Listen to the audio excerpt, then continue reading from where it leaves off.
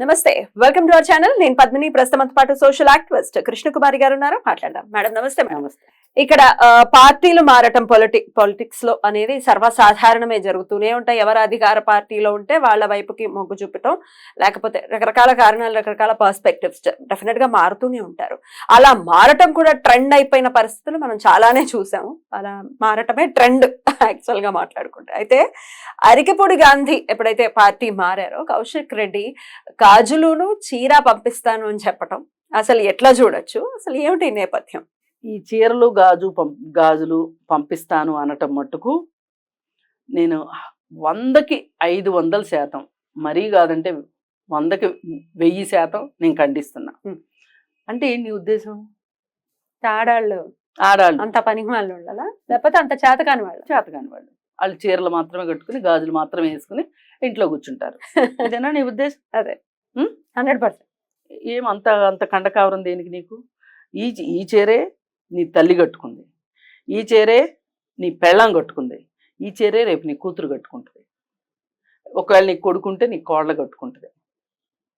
పోనీ మీరేమన్నా కొత్త వస్త్రాలు ఏమన్నా కొత్త వస్త్రధారణ తీసుకొచ్చుకుందాం అనుకుంటే అది వేరే విషయం. మీరే కట్టుకోవచ్చా? వాళ్ళే కట్టుకోవచ్చు, మీరేమైనా చేసుకోండి.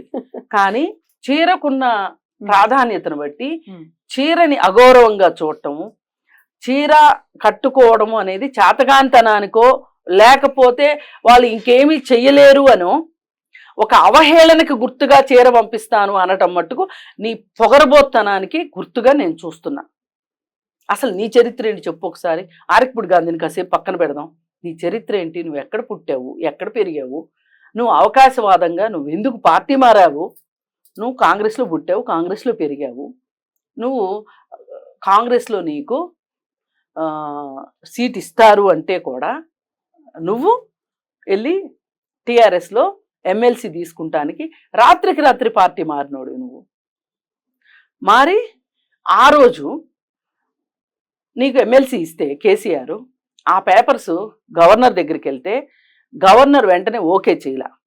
ఎందుకు చేయలేదంటే సామాజిక సేవకి గుర్తుగా ఎమ్మెల్సీలు ఇచ్చేవాళ్ళని, అలాగే వాళ్ళకి మేధావులుగా గుర్తించబడిన వాళ్ళు, సమాజానికి పనికొచ్చే వాళ్ళు అని కేటగిరీలు ఉన్నాయి. వాళ్ళకి మాత్రమే ఎమ్మెల్సీ పోటీలు జరుగుతాయి, వాళ్ళకి నామినేట్ చేస్తారు. వాళ్ళ ఎలక్షన్ వాళ్ళే వేసుకుంటారు. కొన్ని అసలు పూర్తిగా నామినేట్ చేసే పోస్టులు కూడా ఉంటాయి, ఎమ్మెల్సీ ఓటింగ్ ఉండదు. అయితే అలాంటి వాటికి గవర్నర్ ఆమోద ముద్ర అవసరం. ఆమె పంపించిందని, ఆమె వెంటనే ఓకే చేయలేదని గవర్నర్ని ఎలా మాట్లాడాడండి? అప్పుడు గవర్నర్ తమిళిసై ఉండేది. ఆ తమిళిసైని పట్టుకొని మడత పెట్టి ఎక్కడ పెట్టుకుంటావేంటి, ఎన్ని రోజులు పెట్టుకుంటావేంటి అని మాట్లాడాడు. ఆ రోజు పొగరు అనమాట. ఒళ్ళంతా గమిడి గీతలాగా పెరిగాడు, అచ్చోసిన ఆంబోతులాగా ఊరి మీద పడి తిరుగుతా ఈ మాటలు మాట్లాడడం ఎంతవరకు కరెక్ట్? అసలు నాకు మీ రాజకీయాలతో నాకు సంబంధం లేదు. మీరు తన చావండి, మీ మురికి మొఖాలు. రాజకీయాలంటేనే ఇవాళ పూర్తిగా కలుషితం అయిపోయినాయి. మీకు పార్టీలు మారటము, డబ్బులు సంపాదించుకోవటము, ప్రజలకు మంచి పరిపాలన ఇవ్వకపోవడము అనేది మీ దృష్టిలో మంచి విషయాలుగా ఉన్నాయి. మీరు చావండి అట్లాగే. కానీ మీరు చేయాల్సిందేంటి? ఆడవాళ్ళ గురించి నీకెందుకు? నీ చీరలు గాజులు అంత అవమానకరంగా కనిపించినాయా? ఒకప్పుడు ఎప్పుడో పాత రోజుల్లో ఒక ఆయన యుద్ధం నుంచి తిరిగి వచ్చాడని చెప్పి ఆయనకి పసుపుతోటి స్నానం చేయించి మంచం అడ్డం పెట్టి చీరలు గాజులు ఇవ్వాలని చూస్తే ఆయన మళ్ళీ యుద్ధానికి వెళ్ళాడు. ఆ అవమానాన్ని తట్టుకోలేక ఇవన్నీ చేస్తానన్నారని చెప్పి మళ్ళీ యుద్ధానికి వెళ్ళాడు. అంటే ఆ కాలం వేరు, అది ఎప్పటి కాలమో. ఆ రోజున స్త్రీకి అంతే విలువ ఉందేమో నాకు తెలియదు. కానీ ఈరోజు అంతరిక్షంలోకి మహిళ వెళ్తుంటే, అధ్యక్ష స్థానాల్లో మహిళలు ఉంటుంటే, గంట పట్టుకునే దగ్గర నుంచి ర్యాకెట్ పైకి పంపించే వరకు మహిళ, ఈ మధ్యలో ఎన్ని వృత్తుల్లోనూ మహిళలు ఉంటే, ఇవాళ అమెరికాలో ట్రంప్ని గడగడలాడిస్తుంది ఒక మహిళ, కమలా హ్యారిస్. ఒకప్పుడు ఇందిరాగాంధీ అండి, తక్కువ ఇందిరాగాంధీ ప్రెసిడెంట్ ఎవరు? ఇండియా ప్రెసిడెంట్ మహిళే కదా. అందుకోసం మహిళల్ని నువ్వు కించిపరిచావు కాబట్టి నేను ఈ విధంగా మాట్లాడుతున్నా. ఈ విధంగా మాట్లాడే హక్కు నాకుంది, నువ్వు నన్నేమీ చేయలేవు. అయితే ఇలా చీరగాజు పంపించినందుకు ఏంటి అసలు విషయం అంటే ఆయన ఏమీ పూర్తిగా పార్టీ కూడా మారలేదు, మారతాడు అని వీళ్ళు అనుకుంటున్నారు. ఈ లోపు కాంగ్రెస్ లోకి 10 మంది టిఆర్ఎస్ ఎమ్మెల్యేలు వెళ్తారు అని ఒక ఊహాగానం నడుస్తుంది. కేసీఆర్ కి పోని వెళ్తున్నారని అనుకుందాం, వెళ్ళారని కూడా అనుకుందాం. అసలు నువ్వు 2014లో నువ్వు చేసింది ఏంటి, కేసీఆర్ చేసింది ఏంటి? ఈ ఆరికపూడి గాంధీ ఎక్కడ పుట్టాడు, ఎక్కడ పెరిగాడు, ఏ పార్టీలో గెలిచాడు? నువ్వు ఎట్లా తీసుకున్నావు ఆరికపూడి గాంధీని? తలసాని శ్రీనివాస్ యాదవ్ని ఎట్లా తీసుకున్నావు నువ్వు? ఆ పార్టీ నుంచి వచ్చిన వాళ్ళని తీసుకుని వాళ్ళకి మంత్రి పదవులు ఎరగా ఇచ్చి వాళ్ళతోనే బూతులు తిట్టించావు నువ్వు. చంద్రబాబు నాయుడు అంటే ఎంత, ఆడంత ఈడంతా అని మాట్లాడాడు తలసాని శ్రీనివాస్ యాదవ్. అలాంటి మాటలు ఆరికపూడి గాంధీ మాట్లాడాడు కాబట్టి అతనికి కొంత క్రమశిక్షణ ఉంది కాబట్టి ఆయనకు ప్రాధాన్యత తక్కువ. ఆయన ఒట్టి ఎమ్మెల్యేగా మారాడు అంతే, పార్టీ మారాడు. కానీ ఇలా తిట్టనందుకు ఆయనకి మంత్రి పదవి రాలా, తిట్టిన శ్రీనివాస్ యాదవ్కి మంత్రి పదవి వచ్చింది. అసలు ఈ శ్రీనివాస్ యాదవ్ ఎవరు? తెలుగుదేశం లేకపోతే ఏం చేసేవాడు? మోండా మార్కెట్ లో బంగాళదుంపలు అమ్ముకునే వాడిని తీసుకుని వచ్చి ఎన్టీఆర్ ఎమ్మెల్యే టికెట్ ఇచ్చి గెలిపించి రాజకీయ జీవితం ఇస్తే, నీకు రాజకీయ భిక్ష నీకు పెడితే నువ్వు ఇంత తోడివయ్యి ఈ రోజు నువ్వు తెలుగుదేశం పార్టీని ఎట్లా తిట్టావో నీకు గుర్తుంది. అట్లాంటి వాడు మీకు కావాలి. సరే, ఇప్పుడు ఆరికపూడి గాంధీ పార్టీ మారే ఉద్దేశంలో ఉన్నాడు. అలాగే కాంగ్రెస్ వాళ్ళు కూడా ప్రతిపక్షంలో ఉన్న వాళ్ళకి ప్రజాపద్దుల కమిటీ చైర్మన్ గా ఇచ్చే ఆనవాయితీ ఉంది. అంటే రాజకీయాలు ఎప్పుడు కూడా చెక్స్ అండ్ బ్యాలెన్సెస్ మీద నడుస్తాయి. అధికార పార్టీ చేసే తప్పుల్ని ప్రతిపక్షం ప్రశ్నిస్తుంది, ప్రతిపక్షం గుర్తిస్తుంది, దాని గురించి ప్రశ్నలు లేవనెత్తుతుంది. అందుకని చెప్పి ఈ ప్రజాపద్దుల కమిటీకి ఈయన్ని చైర్మన్ చేశారు. చూడండి, పార్టీ మారుతున్నాడు కాబట్టే ఆయనకి ఇచ్చారు అని చెప్పి మొదలెట్టాడు. ఒకప్పుడు కాంగ్రెస్ కి సరిపడా బలం ఉంటే కూడా టిఆర్ఎస్ గవర్నమెంట్ లో జస్ట్ 7-8 మంది సభ్యులున్న ఎంఐఎం పార్టీలో అక్బరుద్దీన్కి ప్రజాపద్దులు అంటే ఆనవాయితీని కేసీఆర్ తప్పించాడు. ఇప్పుడు ఆనవాయితీ ప్రకారం ఇస్తే కూడా అది కంటగింపు అయిపోయి ఈ పాడి కౌశిక్ రెడ్డి అనే వాడితోటి ఈ మొత్తం కథ, స్క్రీన్ ప్లే, డైరెక్షన్, మాటలు అన్ని అసలు ఎన్ని ఉంటాయో అన్ని కేసీఆర్ హరీష్ రావు వాళ్ళిద్దరూ కలిసి చేశారు. పైగా కేటీఆర్ ఊళ్ళో లేడు. ఈ పాప నాకెందుకు అనుకున్నాడేమో, మీరే డ్రామా రక్తి కట్టించండి నేను వెళ్తానులే అని చెప్పి ఆయన అమెరికా వెళ్ళినట్టున్నాడు. ఆ టైంలో వీళ్ళు ఈ పని చేశారు. ఇప్పుడు ఈయనేమన్నాడంటే, నన్ను చీర కట్టుకోమంటావా, గాజులు వేసుకోమంటావా అని కోపం వచ్చి అతని అనుచరులతోటి పాడి కౌశిక్ రెడ్డి ఇంటికి వెళ్ళాడు. పాడి కౌశిక్ రెడ్డి ఇంటికి వస్తున్నాడు అని చెప్పి ముందే తెలుసుకొని అక్కడ రాళ్ళు రెడీగా పెట్టుకొని ఆ ఇంట్లో నుంచి రాళ్ళు పడ్డాయి. ఆ ఇంట్లో ఆవిడ పాడి కౌశిక్ రెడ్డి వైఫ్ పూలకుండీలు ఇసిరింది వీళ్ళ మీదకి. ఇదంతా ఎంత దారుణంగా చేశారంటే, రాజకీయాలు చూసి ఇంత సవకైపోయినాయా, ఇంత దారుణం అయిపోయిందా, కామెడీ క్రియేట్ చేసి పారేశారు.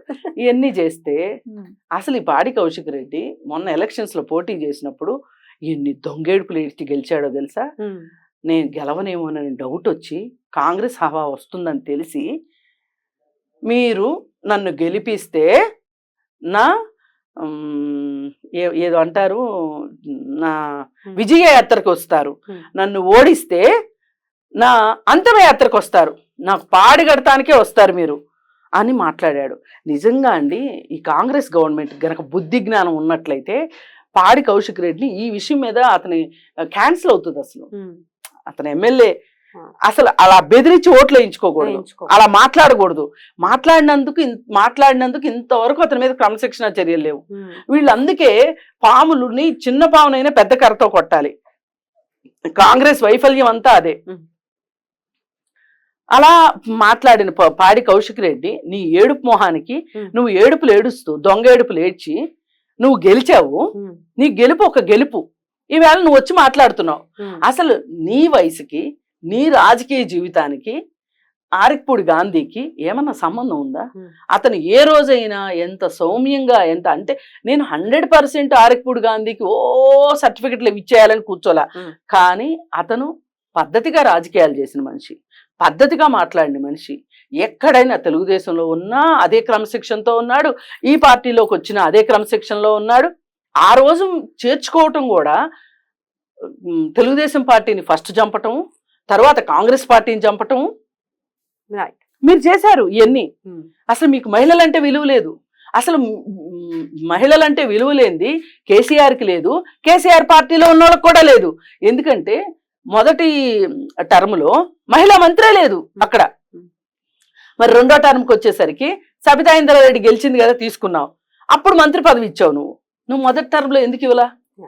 అదేమంటే ఏంటండి మీ గవర్నమెంట్లో మహిళా మంత్రి లేదంటే ఉన్నోళ్ళంతా ఆళ్లేగా అన్నాడంట ఒకసారి ఓ ప్రైవేట్ మీటింగ్లో. అంటే నీకు అంత విలువ, అంత చులకన మహిళలంటే?